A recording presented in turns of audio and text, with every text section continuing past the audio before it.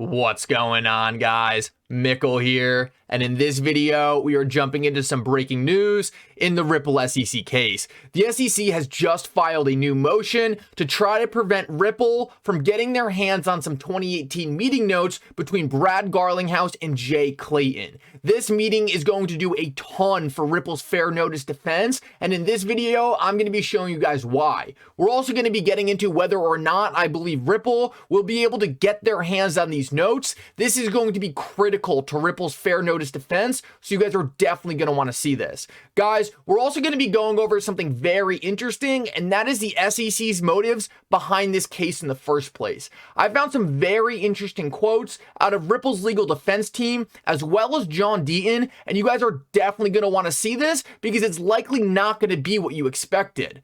Guys, if you are new to this channel or come here all the time, make sure to like and subscribe. It goes so far in helping you support this channel for free and means so much to me. If you guys do not have an Uphold account already, make sure to sign up using the link in the description below. With that said, let's jump right into it, and I hope you guys enjoy the content.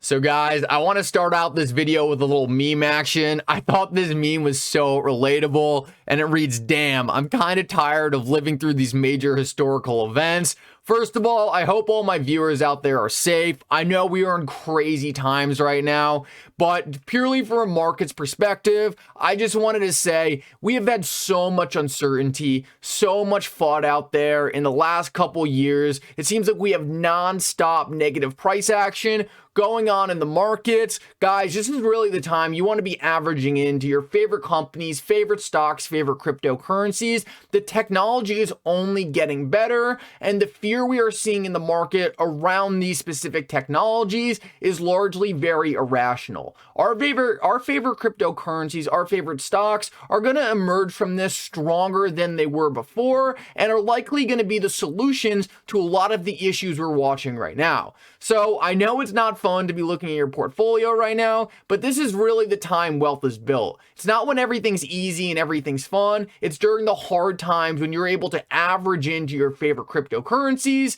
favorite technologies, and increase your position significantly. So guys, I wanted to start out with this tweet thread by John Deaton. I believe this says a lot about the SEC's motives in this lawsuit against Ripple. John Deaton tweets out, "Thank goodness for Jay Clayton. Ripple, Chris Larson, and Brad Garlinghouse should all thank Jay Clayton. Clayton in this video with Joseph Grunfest is explaining how he likes to go after individuals and executives because it changes the dynamic of the case."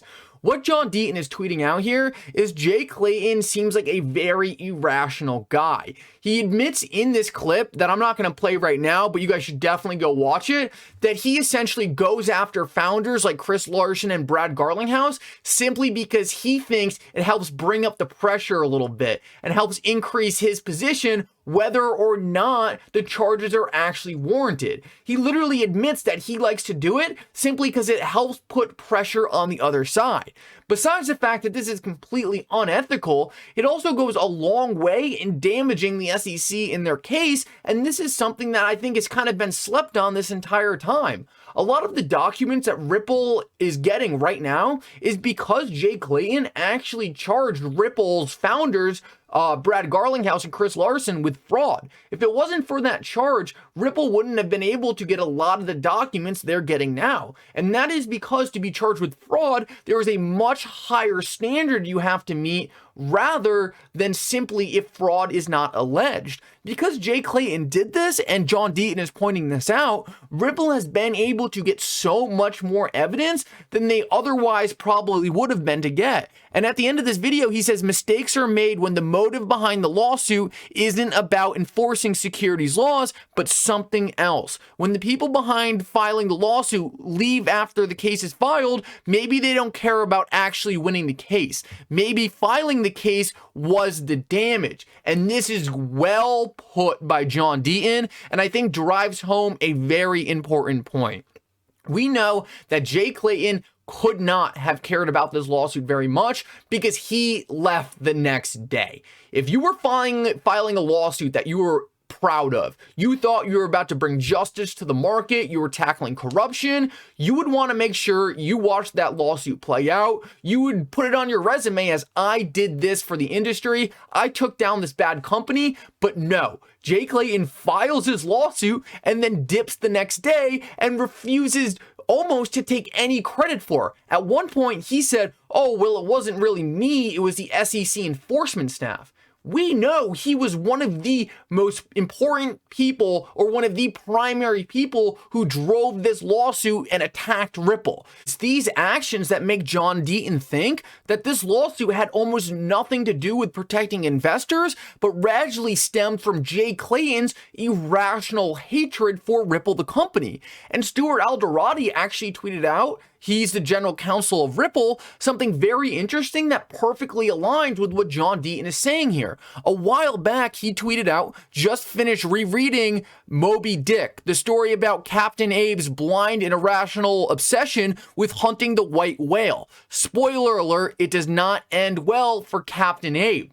This is so interesting because it is obvious he is comparing this to the Ripple lawsuit. He's saying Ripple is the white whale. Ripple is this prolific fintech company doing all these amazing things, minding their own business. And then you have Jay Clayton, who's irrationally going after Ripple. And this is perfectly in line with what John Deaton plays out. You have this guy who files this lawsuit against Ripple, makes up all these absurd claims that he cannot prove, the SEC cannot prove, and then leaves the next day and just dumps it on a different administration.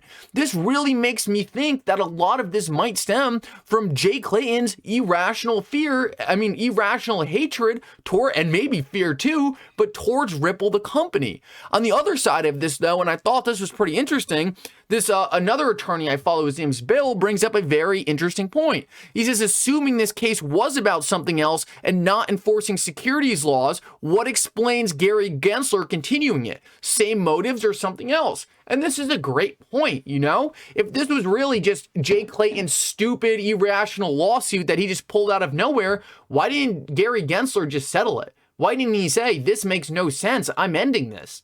I think this is a really important point to kind of think about. One thing I just comes to the top of my head, two things. One, either Jay Clayton threw all these charges out there, gave the SEC a lawsuit they could not win in order to create clarity in the market. He threw everything at Ripple, everything he had, let the courts hash it out, and boom, the decision would be made there. And that's why Gary Gensler is continuing it. Gary Gensler knows either way the decision will be made in the court, so why get involved? The other kind of scenario I believe could be going on here is just that Gary Gensler does not want to touch it. This is really based on the scenario that John Deaton laid out, in which Jay Clayton filed this lawsuit essentially out of spite and hate for Ripple. He always saw Ripple as this big company doing all these amazing things, and he just couldn't stand to watch it. He wanted control over Ripple, the company, because he thought he was the big dog at the SEC, and therefore he throws out all these crazy tactics, like charging Brad Garlinghouse with fraud, charging Chris Larson with fraud, trying to say XRP is a security when it is obviously not, based on decades of securities laws. He made up this entire thing out of spite. He overcharged Ripple, and now it got thrown on Gary Gensler's lap because obviously Jay Clayton wanted nothing to do with it. He dipped. So essentially Gary is now just sitting with this mess on his hands. He just walked into the SEC and has tons of retail investors complaining about corruption. Do I think Gary's handling it in the right way? Obviously not. I dislike Gary just as much as everyone else here. I just wanted to kind of go over what John Clayton and Stuart Alderati were really alluding to, because I think it makes sense. I think it would make sense with what we're watching right now, because we know two things. This lawsuit is a mess. The SEC messed up big time. They overcharged Ripple, they made up charges that didn't make any sense, and it could really only fall into two scenarios here. Either this is the worst lawsuit of all time, or it's all a show. Either the SEC threw everything at Ripple and they said, we know a lot of this stuff doesn't make sense. We know this, but we're going to throw it at the court anyway, so the court can hash it out and we can make a standard for cases going forward. Or And I hope it's the first one, because that leaves me with a little faith in our government. But the other one is just that Jay Clayton is a spiteful dude. He made up the worst case ever, and now we're just watching one of the ugliest court cases for the SEC they've probably ever been in. I mean, the SEC hasn't presented new evidence to the court in months now. They're on defense, running from Ripple's legal team, because Ripple's legal team is giving them a beatdown. This is going to be a very embarrassing loss for the SEC unless they can pull something out of nowhere, and I don't think that's going to happen. Ripple is on the right side of this. They have always been on the right side of the law. Almost every single piece of evidence Ripple has brought to the court has favored them and shown that this entire time they have simply been doing the best with a little regulation, little guidance the SEC has given them. They have tried to be responsible. They tried to do the right thing.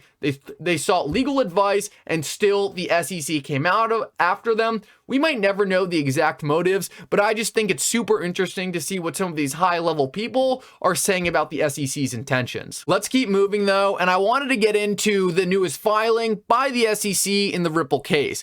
The SEC has filed its opposition to Brad Garlinghouse's motion, and this has to relate to the then counsel Elad Roisman's meeting between Jay Clayton, Brad Garlinghouse, and I believe David Schwartz was also there. This is a super interesting meeting because we actually saw from the deposition this exact meeting was brought up. Wrath Economan tweets out, amazing. The SEC Commissioner Elad Roisman told Brad Garlinghouse that XRP was not a security according to Brad's deposition. This was not the chair, but was a sitting commissioner. Also deeply troubling. And right here, in this deposition, we say, in these meetings with the commissioners, did any of the commissioners tell you that they did not believe XRP is a security? And he says, yes. And he says, I recall Elad Roisman. So right here, we see that Brad Garlinghouse is trying to get these meeting notes from this meeting between him, Elad Roisman, and it looks like Jay Clayton and some others were also there. But why is this so significant? Well, first of all, if Elad Roisman is saying he did not believe XRP was a security, then that is two members of the SEC who both agree that XRP is not a security. We also know that past members of the SEC, including Joseph Grunfist, have also came out and said they do not believe that XRP is a security. So if all these SEC commissioners are all telling Ripple XRP is not a security, then that is direct evidence that Ripple did not have any fair notice that XRP could have been a security. How could Ripple have thought XRP was going to be declared a security by the same organization who has been telling them this entire time that it's not a security? This sounds crazy, and that's because it is. What we are watching right now, as we described earlier, is either all a show or one of the worst lawsuits in history. How could this not be obvious evidence that Ripple didn't have fair notice? The commissioner himself is saying XRP is not a security. How much more complex does it have to get? But if we take a look at what the SEC has to say about this, they are essentially denying Ripple from getting these notes.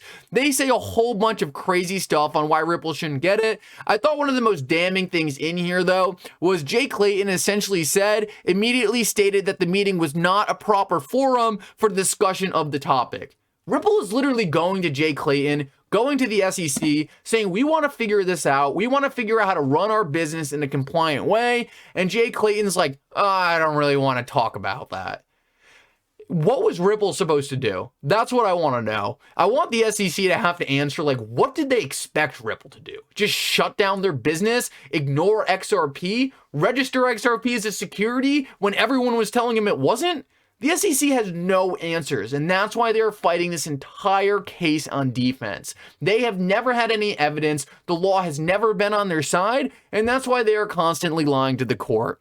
I wanted to end this video right here and just go over this. And he says the interesting part to me is that the investigation about selling XRP was open since 2018 and Ripple knew about it. So this is super interesting. We know that Ripple's known that the SEC has been going after them for a while. And the reason I find this is exciting is because I believe Ripple has been being very conservative with their announcements for a very long time. I believe when this case is over, we are going to see some insane announcements announcements roll out of Ripple, some insane announcements for who is using XRP behind the scenes, because I believe they have been heavily suppressing their announcements since they've known the SEC has been going after them. No one wants to get involved with the SEC, and this is a perfect reason for when this is over, Ripple to make a massive marketing push, unleash a bunch of things that we have been speculating on forever. I think great times are ahead of us once we get through all this chaos in the world. Guys, thank you so much for coming. I hope all of you are staying safe out there. Make sure to like and subscribe. It means so much for the channel. And for now, Mickle out.